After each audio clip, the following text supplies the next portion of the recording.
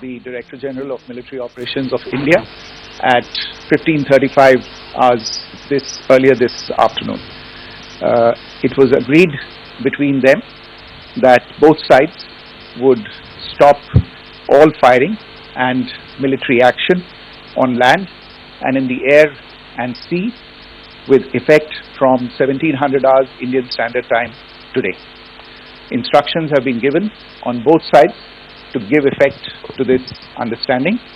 The Directors General of Military Operations will talk again on the 12th of May at 1200 hours. Thank you.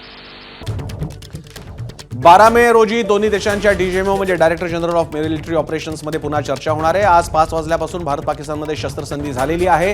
हे आता जाहीर झाल्यामुळे अधिकृतरित्या भारत पाकिस्तान किंबहुना पाकिस्तानने लादलेला संघर्ष हा आता सध्या तरी थांबलेला आहे, संपलेला असं म्हणायला हरकत नाही.